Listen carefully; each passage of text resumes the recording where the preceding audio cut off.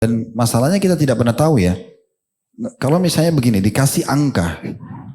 Satu sholat itu 10 misalnya. Sholat wajib, sholat sunnah 5. Puasa itu 3, misal gitu. Zikir itu 1. Antum dikasih angka. Lalu antum punya kesempatan akumulasi. Terus zina itu misalnya 9. Riba itu 10 misalnya. Antum bisa akumulasi dan antum bisa hitung tuh oke. Masalahnya kita tidak dikasih itu. Kita nggak tahu gitu kan. Kita nggak pernah tahu kadar sholat kita, majelis ilmu ini seperti apa. Kadar dosa juga kita tidak pernah tahu. Tapi yang jelas, saya perlu berbagi sebuah hadis teman-teman sekalian. Al-Mundhiri menyebutkan dalam Al-Targhib Tarhib beliau dan disahihkan oleh Syekh Albani. Itu ada satu orang, kata Nabi SAW di masa dulu, melakukan ibadah selama 60 tahun. 60 tahun ibadah non-stop, tidak pernah buat dosa. Di mihrabnya, tempat ibadahnya. Satu waktu kata Nabi SAW, datang seorang pelacur menggodanya. Dan dia tergoda, dia berzina 6 hari. 6 hari berzina. Maka waktu berzina 6 hari tersebut, dia meninggal, kemudian 6 hari ini bertemu dengan 60 tahun ibadah.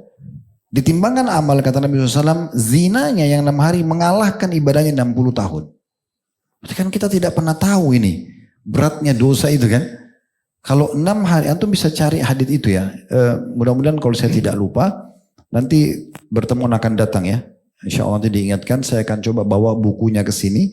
Sahih Targhib dan saya bacakan riwayatnya. Dan itu riwayat cukup panjang dan kisahnya menarik. Gitu ya. Yang jelas pada saat itu, dia karena ketahuan melakukan perbuatan tadi, dia pun akhirnya diusir dari kampung halamannya. Lalu dia pergi ke satu tempat perantauan, kurang lebih begitu makna hadisnya.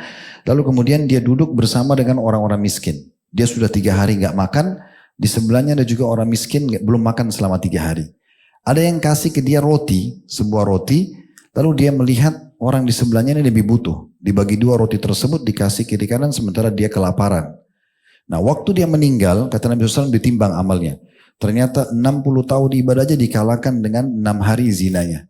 Tetapi zina ini dikalahkan dengan sedekah rotinya. Kan gimana mempertemukannya? Karena dia sudah lapar selama 3 hari, dia butuh tapi dia dahulukan orang lain. Ini ternyata mengalahkan zina yang 6 hari. Kita kan tidak pernah tahu ini. Kadar ibadah dan kadar dosa.